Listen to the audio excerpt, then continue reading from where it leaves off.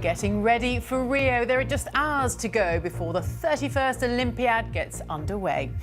The Olympic torch arrives at the Christ the Redeemer statue as it travels through Rio ahead of tonight's opening ceremony. And the carnival capital of the world prepares to throw a glittering party. London was quite a formal games. It was like spectacular and it was amazing. But here it's a little bit like less formal, but it's a little bit more, you know, it makes it fun too. But the doping controversy continues as it's revealed that 70% of the Russian team will be allowed to compete. And as health and security concerns remain, we'll be live from Rio and ask, are the first games to take place on South American soil finally ready? Also this lunchtime. Royal Bank of Scotland, largely owned by the taxpayer, has lost £2 billion in the past 6 months. After Dame Lyle Goddard resigns, the Home Secretary comes under pressure to find a new head of the inquiry into child sexual abuse. And scientists make a breakthrough. A vaccine for the Zika virus could be tested on humans, possibly within the year. In the south, the RMT union offers to suspend next week's strike on Southern Railway, but only if its conditions are met. And vulnerable children in Reading are still being put at risk, according to a new report.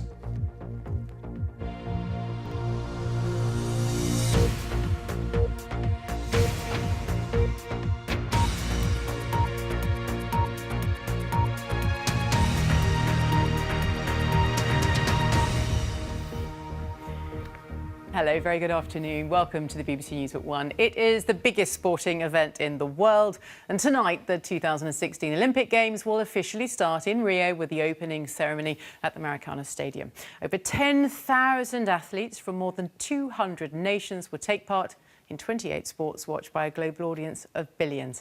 But the event has been overshadowed by Brazil's political and economic crisis, of course, as well as the doping scandal involving Russia. Well, Natalie Perks joins us now from Rio with lots more. Natalie.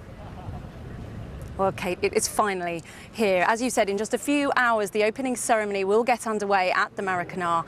And as you've said, that build-up has been dominated, hasn't it, by that Russian doping scandal. We've had the Zika virus. And of course, there's been problems with the city's infrastructure, the security and the venues. But I think now it's time for the sporting action to finally begin. So, is Rio ready? Here's our correspondent, Wira Davis. The scene of many great moments in sporting history. And 7 years after Brazil was awarded the Olympic Games, all eyes will tonight be on the Maracanã. Rio will draw heavily on its history of carnival and diversity, putting on a spectacle costing a fraction of London's extravaganza 4 years ago. You can't see it, I'm literally... Rehearsals inspirational, says one British resident of the city taking part in the show. Brazilian friends of mine came away very emotional. And considering the limited budget they had compared to London, the feedback's also been that lights and everything else they've used to their advantage have actually made the show come alive. In the working-class Bangu district of Rio, plenty of local pride as the Olympic torch arrived after a marathon journey across Brazil. It's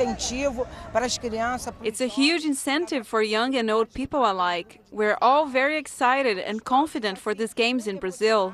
Public support for the games has sometimes felt patchy. In many areas where there's been little investment, the question is, who are these Olympics for? But as the opening ceremony nears, there's been plenty of enthusiasm, some protest and a lot of security. 85,000 troops have already been deployed on the city's streets. Saúde! Saúde! Health, health, shouts one protester, amid real anger at the billions being spent staging the Olympics, when Rio has arguably more pressing priorities. This is a city undoubtedly transformed by the Games. Some new infrastructure and the regeneration of previously no-go areas. But there have been missed opportunities too. Chronic levels of water pollution and a city with still high levels of inequality. The Olympic Games perhaps not providing as much momentum for change as had been promised. Well, Wira can join us now. And Wira, as you were saying there, it's not been the smoothest of build-ups, has it? No, for many people this is the most important day in recent Brazilian history, certainly since the return of democracy back in 1985, the cementing of Rio as a truly great global city. But for others it's an embarrassment spending billions of pounds of dollars on sporting venues when the city has so many other pressing needs. There have been protests along the way and there will be heavy security, big rings outside the Maracanã Stadium tonight. So yes, some controversy, but the country, I think, starting now to get behind these games.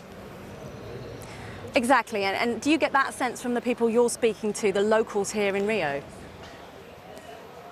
Yeah, I was quite surprised. I was out on the streets yesterday in working class parts of the city, arguably areas that haven't benefited from all this Olympic investment, and there was genuine support, enthusiasm on the streets. Brazilians love a party, they love their sport. Sport is really in the blood here. Brazil wants to do very well in the medals table. They want to reach the top 10, so hopefully some of those slow ticket sales will pick up, and after this traditional party we're going to see samba, we're going to see diversity in the Maracanã tonight. Perhaps that enthusiasm that has been lacking so far will come to the fore. Let's hope so. Wira, thank you very much. Well, here on the park, they're still putting the finishing touches, it's fair to say, to some of the venues. But between the mountains and the ocean, this city really does provide a stunning setting for the Games. I've been taking a look at how the venues will appear to spectators over the coming few weeks. Ask anyone to describe Rio and this would be right up there. Sun, surfing and the seemingly never-ending sand. But now the marvellous city, or Cidade Maravilhosa as the locals say, is staging their biggest ever party. The action will be spread over 4 main areas, with much of the competition taking place at the newly built Olympic Park. Well, here in Baja will be the heart of the Games. 500,000 spectators here to see the likes of the swimmers in the magnificent swimming pool. There'll be handball, fencing, gymnastics, and the track cyclists will call the velodrome their home. That was only completed 6 weeks ago. You've also got the tennis arena, where Andy Murray will attempt to defend his Olympic title. Like Murray, many of Team GB's athletes have already trained in their venues, with Britain's divers getting a taste of the outdoors in the open-air Maria Lenk Arena. Although China are expected to dominate, Tom Daley is one of a number of medal prospects for Team GB. He believes Rio will deliver a more laid-back Games than London. These games are going to be like so much fun. I guess London was quite a formal games. It was like spectacular and it was amazing. But here it's a little bit like less formal, but it's a little bit more, you know, it makes it fun too, because not everything's so serious and not everything's so like regimented. So I think people coming out here to these games will absolutely, they'll have a blast. A record number of 206 countries will compete in a record number of events here in Rio. In all, more than 11,000 athletes will compete in 306 events across 28 different sports. Few venues will surpass the beauty of the rowing and canoe sprints, which will take place on the stunning Lagoa, virtually in the centre of the city. And where else would beach volleyball go but the splendour of the Copacabana? Rio is a city made for the Olympics. It's a wonderful setting. We have amazing fields of play for the athletes to compete. We have a beautiful setting. We have warm people very excited to have the Olympics in here. Welcome to the first Games in South America. The city will provide a breathtaking backdrop. The scene is now set for the action to begin. Well, the torch has been lit at Christ the Redeemer, the statue which dominates the city skyline. Catherine Downs is there for us now. Catherine. Yes, Natalie, it felt like a really significant moment of this Olympic Games, the moment the Olympic torch came to the foot of the iconic Christ the Redeemer statue high up here above Rio de Janeiro. And the arrival of the flame was timed to coincide with sunrise on the morning of the opening ceremony of the first Olympic Games to be held in South America. The flame itself was lit by the Archbishop of Rio de Janeiro. The Pope himself has tweeted a good luck message in the last 10 minutes to all of those taking part. And then the flame was held aloft by Isabel, who is a Brazilian beach volleyball world champion. How very apt for a Brazilian Games. And from here, the Olympic torch will now take a tour of Rio de Janeiro. At sunset later on today, it will reach Sugarloaf Mountain, another famous landmark on the skyline of Rio de Janeiro. And then it will make its way through the city below me here to the home of Brazilian football, the Maracanã Stadium over there in the distance, where the opening ceremony ceremony will take place later on this evening. It starts at 8 o'clock local time. That's around midnight tonight. 35,000 people have been involved in the staging of that ceremony. 11,000 athletes are expected to be there, and 3 billion people around the world are expected to tune in to watch. So from tonight, the eyes of the world will be on Rio, and that moment when the sun rose on the Olympic torch here at the foot of Christ the Redeemer really felt, almost for the first time, as though the Games had arrived here. It sounds amazing. Catherine, thank you very much. Well, Team GB were officially welcomed into the Athletes' Village, at least those of them that are here in Rio. Some are still at a training camp in Belo Horizonte, and our correspondent Andy Swiss is with them. Andy, can you just give us an idea of what the mood is like amongst those athletes? Well, Natalie, things might be getting underway there in Rio, but as far as things here in Belo Horizonte are concerned, it's still all about preparation. This is the University Sports Club here. This is where Team GB's track and field athletes are preparing. They don't compete until the second week of the Games, which is why they're still here. Now, the downside, of course, is it means they're going to miss tonight's opening ceremony, but they're certainly not alone. In fact, there's going to be more Team GB athletes watching the ceremony on TV here than there will be parading inside the stadium. Now, as far as preparations are concerned for Team GB, it has generally gone smoothly. The one exception, perhaps, is the controversy surrounding the cyclist Lizzie Armistead. Now, Armistead faced the prospect of being banned from these Games after she missed 3 drugs tests. Now, she appealed successfully against one of those missed tests. She is competing here, but she says the controversy has taken its toll. People will think I'm a cheat for the rest of my life, and that's because of not ticking a form on a box. And I don't mean to make it sound trivial. It's not. It's a fight that we all have to take responsibility for, and as a world champion I should take it higher than anybody else. But something happened to me and my family that I couldn't control, and that's more important to me than cycling. Yes, an emotional Lizzie Armistead there. She competes here on Sunday. What a story it would be if she won Olympic gold. As far as the whole of Team GB are concerned, their target here is 48 medals. That would be their best overseas Games ever. They're unlikely to get near the 65 medals that they won at London 2012, but certainly the hope and the expectation here is for another successful Games for Team GB. Back to you, Natalie. Andy, thank you. Well, you get the sense from talking to people here that whilst they might not have been unanimous in their support for the Games, they're now all willing for it to go off without a hitch. One organiser I spoke to said they won the bid during Brazil's best of times, and they're now delivering the Games during their worst of times. So this really is a golden opportunity for this country to show the world what it can do. Indeed. Kate. Natalie, thank you very much indeed from Rio. And of course, you won't miss a moment of the Rio Games with the BBC. We'll be bringing you live coverage of every gold medal across TV, radio and online. Of course, the main event tonight, the Olympic opening ceremony, that's live on BBC One. Coverage will start at 8:30. Now, in other news, the Royal Bank of Scotland, which is part owned by the taxpayer, has announced a £2 billion loss for the first half of this year. A £1 billion repayment to the government and an extension to the deadline for PPI claims were blamed for the loss. Plans to create a standalone bank under the name Williams & Glyn have been scrapped. Simon Gompertz has more. Still owned by the taxpayer after being bailed out, still clocking huge losses for past errors and mis-selling, and now in the uncertainty of the post-Brexit era, dithering about passing on yesterday's interest rate cut to some homeowners. The banks have let people down badly, and it's been going on for years, and they don't seem to be learning. They generally don't pass them on when the rate cut comes, or they make excuses for not passing it on.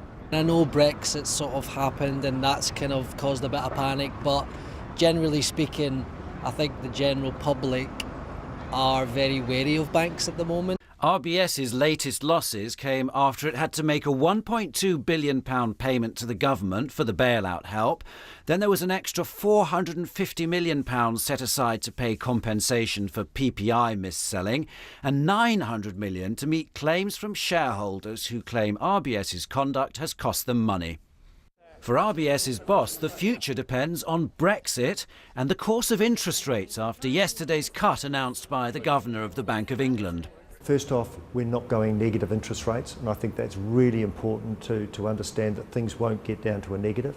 He also said that if he has to bring the interest rates down a little bit more, he will do so, but doesn't see negative. He also said there is no excuse, there's money to be lent.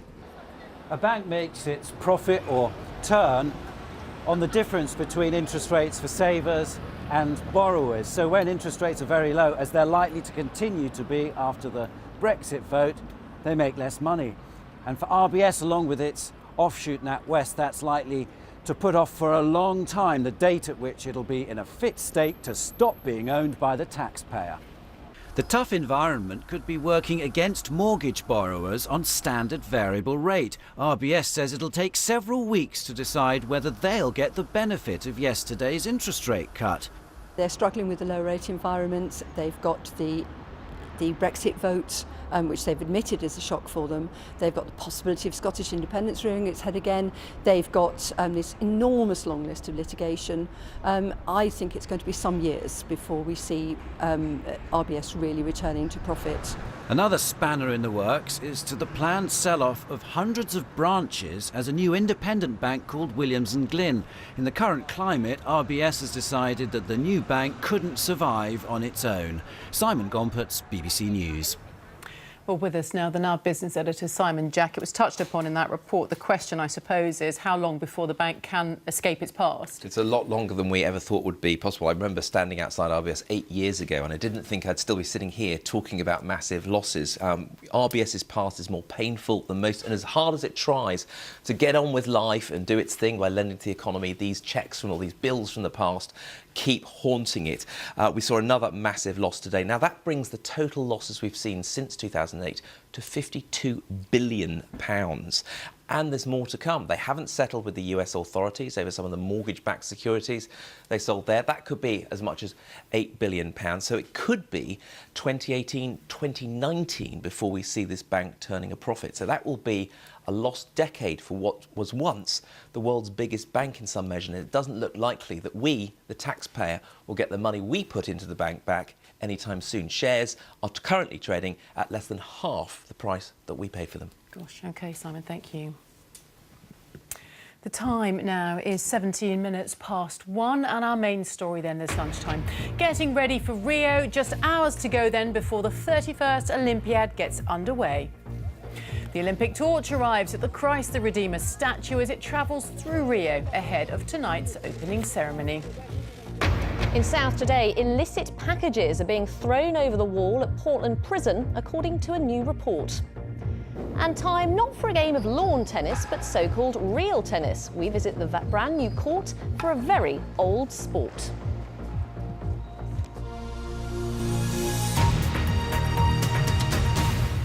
The head of the independent inquiry into child sexual abuse has resigned. Dame Lo Goddard is the third chairwoman to step down in the past 2 years.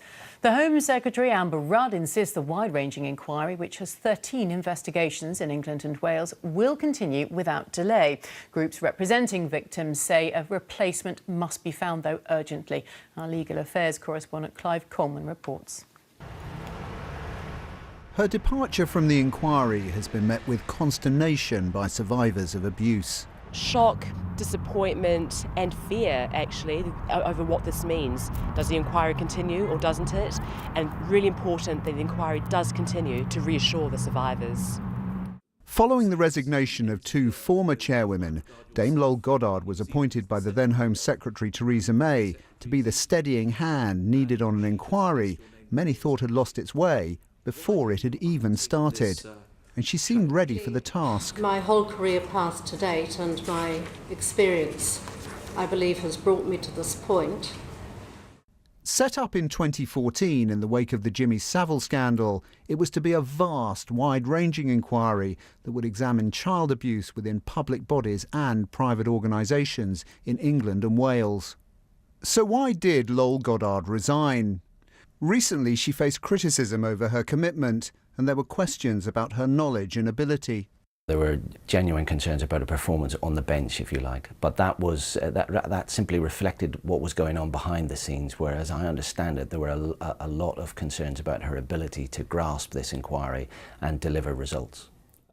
In her resignation statement, Justice Goddard said, "The conduct of any public inquiry is not an easy task, let alone one of the magnitude of this. Compounding the many difficulties was its legacy of failure, which has been very hard to shake off." The hearings are already underway here at the Royal Courts of Justice. The normal candidate to take on a public inquiry of this magnitude will be a retired or serving senior judge, but that's already been tried, and now there really is no obvious candidate. This is a colossal, unprecedented inquiry. It's going to daunt anybody who's even thinking about taking it on. In a statement, the Home Secretary said she wanted to assure everyone with an interest in the inquiry, particularly victims and survivors, that the work of the inquiry will continue without delay and a new chair will be appointed. But who and when is anyone's guess. Clive Coleman, BBC News. Researchers say they've made a promising step forward in the search for vaccination against the Zika virus. A team of American military scientists has found that experimental vaccines can protect against the virus in monkeys. Now, testing on humans could begin within a year. Our health editor Hugh Pym is here. Tell us more about the research, first of all, then.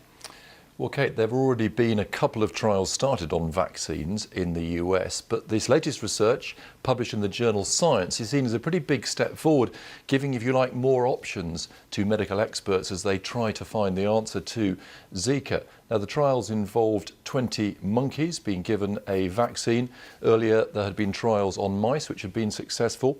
3 types of vaccine were actually tested, one derived from inactivated Zika virus, 2 from genes from Zika, and the result was that all of them gave complete protection, and that actually is what has given cause for optimism. Though, of course, human trials have to start at some stage, hopefully by the end of the year, but that may take a little while yet before a vaccine is finally cleared. And in the meantime, I guess there are still concerns about the spread of Zika, particularly actually in Florida.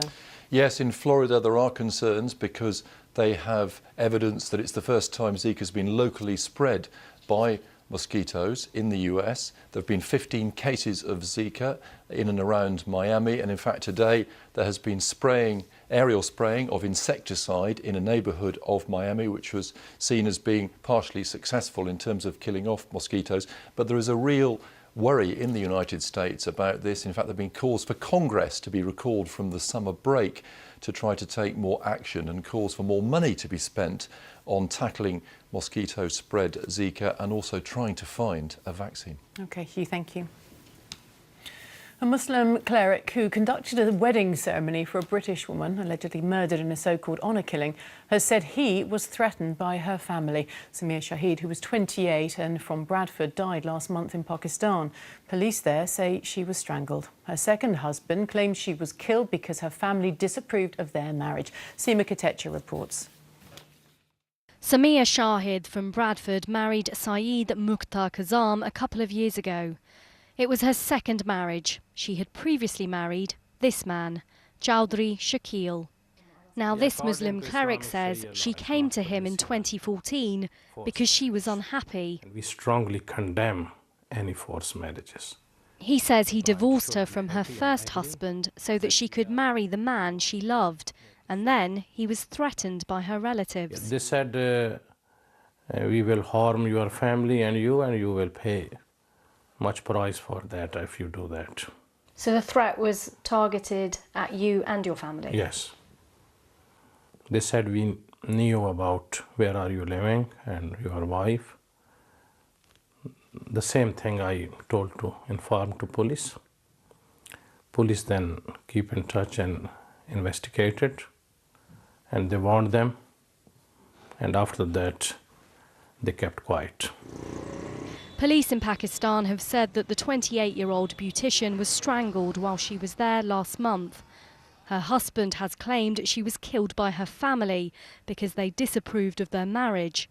The family have denied any wrongdoing, and no arrests have been made in connection with her death. More than 1,000 so-called honour killings were reported in Pakistan last year. The authorities here say they're talking to police over there and that they're reviewing all the people she had contact with. Seema Katecha, BBC News, Bradford. Britain's chief rabbi has criticised Jeremy Corbyn's decision to nominate the head of Labour's anti-Semitism inquiry, Shami Chakrabarti, for a peerage. Her review concluded the party was not overrun by anti-Jewish sentiment, but Ephraim Mervis said her report's credibility now lay in tatters following her appointment to the Lords as a Labour peer. Well, our political correspondent Carol Walker is in Westminster. Until now, Carol, the row has been more on Conservative nominations of David Cameron. Now the focus on Jeremy Corbyn and Labour. Yes, and there is real frustration amongst a lot of Labour MPs that while they would like to be keeping the focus on David Cameron's decision to appoint 13 Tory live peers, including some of his own former close advisers, there's now this huge row about the only nomination to be put forward by the Labour leader, Jeremy Corbyn. Shami Chakrabarti's appointment was condemned by the chief rabbi. As you mentioned, he said that the credibility of her report into allegations of anti-Semitism now lies in tatters. The Board of Deputies of British Jews said it looked like a reward for a report which it said was a whitewash. Just a reminder that that report found that Labour was not overrun by anti-Semitism, but there was some evidence of ignorant attitudes. And even Jeremy Corbyn's own deputy, Tom Watson, said it was a mistake because Labour should not be taking part in this system. But Mr Corbyn's spokesman has defended it. He said that Shami Chakrabarti's reputation, her legal and campaigning skills, meant she would be a real asset to the House of Lords. Carol, thank you. England have made a breakthrough on day 3 of the third test against Pakistan at Edgbaston, but the tourists are building a first innings lead. They were 336 for 5 at lunch. England were all out for 297, where the series is currently level at 1-1. Patrick Geary reports. It can take a while to get where you want to around here. Edgbaston delays are familiar to Birmingham drivers and now English bowlers. Waiting is frustrating. Well, day 3 of a test is the day you want to get things moving. England need to take the wickets they didn't take yesterday, whereas Pakistan want quick runs to get in front in this match. Up to now, Pakistan's innings have been a fairly slow-moving vehicle, and it trundled on towards England's total. We were probably overdue a plot twist. It didn't come from magic, but a Yunus Khan mistake, caught behind off Chris Woakes. What followed was not a replay, but the next ball. The crucial difference was that this time Asad Shafiq hadn't hit it, so not out. In truth, Shafiq didn't hit much. He hadn't made a run when he missed this one too. That's definitely out. Bowled Stuart Broad. The problem for England, Pakistan was soon ahead of them. Every run was one the home side would need to get back themselves. So chances, glimpses take on added meaning. England needed more of these to end up in their hands. Pakistan's captain Misbah-ul-Haq has reached the grand old cricketing age of 42, and his score here was approaching that figure. All the while he was there, England had a problem. After yesterday's standstill, England have made progress this morning, but they will need to have an even better afternoon. Otherwise, they may find Pakistan are already too far down the road. Patrick Geary, BBC News at Edgbaston. Now, when 4 members of a young band, Viola Beach, and their manager were killed in a car accident earlier this year, it touched the hearts of many. Then Coldplay performed one of their songs at Glastonbury, and it propelled the band further into the limelight. Well, now their families have released their debut album. It's heading for #1 in tonight's official albums chart. Our arts correspondent David Silito has more. I'm in shock, I'll be honest with you. I never would have thought. I think that they are somewhere. I don't believe that, it just ends, and I think they are with us, and I think you've just got to learn to walk beside them, and I think they are with us today. 6 months ago, 4 lads from Warrington were on the brink of success. Viola Beach's first single had been a hit. And then this. On tour in Sweden, the car they were in plunged off a bridge. What they left were songs. Those left behind were determined that those songs would be heard. I think we just feel the only thing we've got left is for them to make #1, because that was their dream. And that's the only thing we can hang on to, really.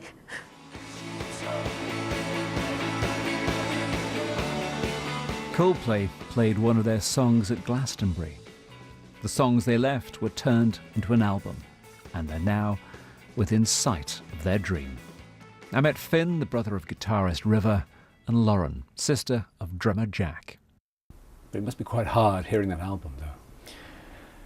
What I found interesting about this album is that I can hear Rivers' guitar and I recognise it from when I'd walked past his bedroom and he was playing those riffs and his guitar, and it's him and it's his style, and I think that's for me, that's the most heartwarming thing about it.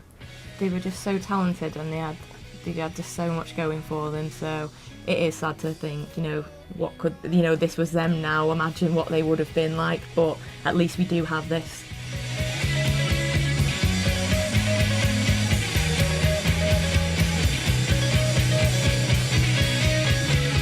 It does help in a way because, at least it wasn't all in vain. Like, obviously it's a tragedy and it should never have happened, but at least they got something they wanted.